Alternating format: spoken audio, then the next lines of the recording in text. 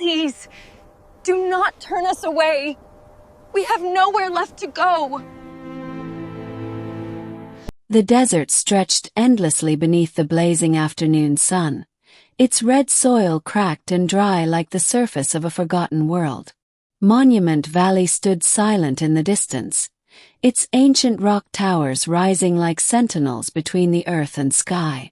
It was the kind of place where a man could drive for hours and never see another soul. That was exactly why Ethan Cole came here. Ethan was 34, a quiet structural engineer from Denver who had taken 3 weeks off after his company collapsed and his life fell apart with it. He drove alone, camped alone, and spoke to no one. The desert felt honest to him. It did not pretend to be something it was not. He respected that. On the 5th day of his road trip, as the sun tilted west and painted the sky in layers of orange and violet, Ethan pulled his truck to the side of the empty highway to stretch his legs. He walked a short distance into the open land, breathing in the dry heat, listening to the silence. That was when he saw them. 3 figures stood about 200 meters ahead, still and strange against the desert backdrop. As Ethan walked closer, his footsteps slowing with each step, he realized they were not quite human. The tallest figure was a woman, tall, slender, with pale lavender skin that shimmered faintly in the sunlight, as if her body carried a soft inner light. Her hair was long and violet pink, falling past her waist. She wore a simple brown dress, modest and worn at the edges.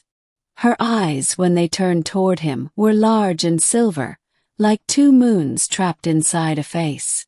Beside her stood 2 children. One was a small girl, no older than 7, with white blonde hair and the same pale bluish lavender skin. She clung to the woman's side with both arms. The other was a boy, perhaps 10, standing slightly in front of them both, his chin raised with a bravery that his trembling hands betrayed. Ethan stopped walking. His heart hammered in his chest. Every logical thought in his brain fired at once. Aliens, real, standing right here, what do I do? But none of those thoughts produced a single useful action. He simply stood and stared. The woman stepped forward. Her movements were slow and deliberate, the way someone moves when they are trying not to frighten a wild animal. She pressed both hands together in front of her chest and bowed her head slightly. "Please," she said. Her voice was soft, musical, with an accent that sounded like wind moving through crystal bells. "Do not turn us away. We have nowhere left to go." Ethan opened his mouth. Nothing came out. He tried again. "Who are you?" he finally managed. "My name is Lyra," she said. "These are my children. Kale." She gestured to the boy. "And Senna." The small girl pressed tighter against her mother's side. "Where did you come from?" Ethan asked. Lyra's silver eyes rose slowly to the sky. That was all the answer she gave. Ethan looked up instinctively, though he saw nothing but clouds and fading sunlight.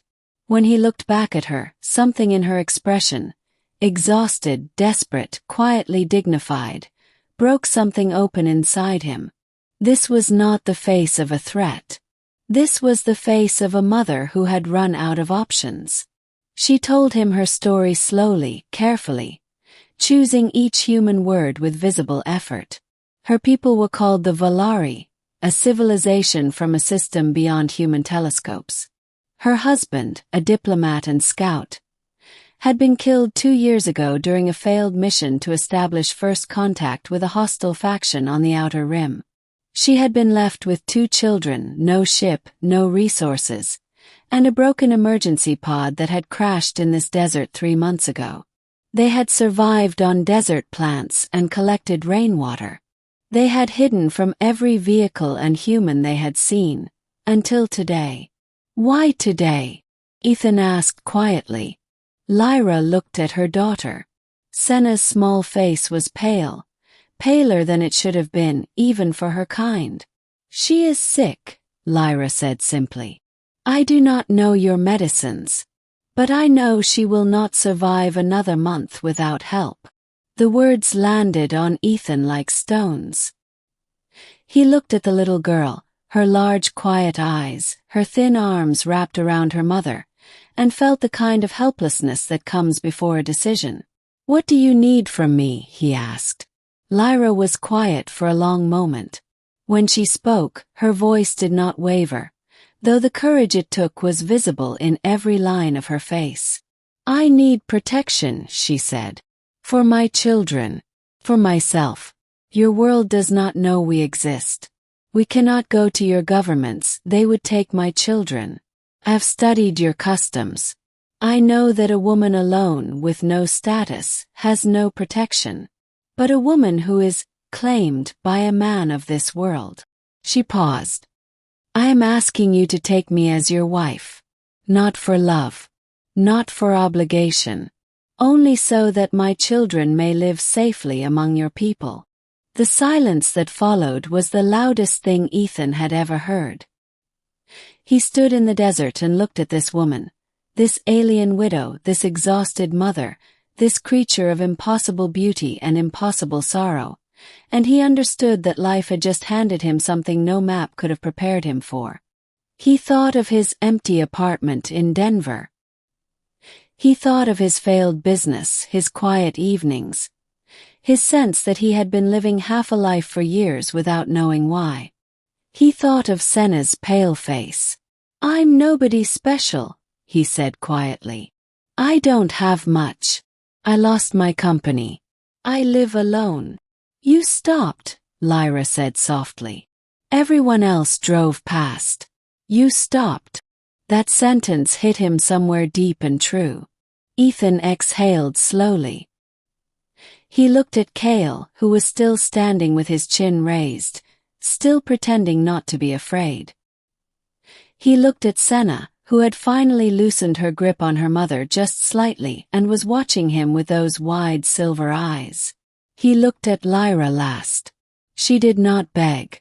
She did not cry. She simply waited, with the quiet strength of a woman who had already survived the worst thing the universe had ever done to her, and was now asking a stranger to believe that people could still be kind. "Okay," Ethan said. Lyra blinked. "Okay. Yeah." He ran a hand through his hair. "I don't know how any of this works. But okay. We'll figure it out. Let's get Senna somewhere safe first. Everything else comes after." For the first time, something shifted in Lyra's expression. Not quite a smile, but the shadow of one. Something that said, "I chose right." Cale quietly let out the breath he had been holding for 3 months.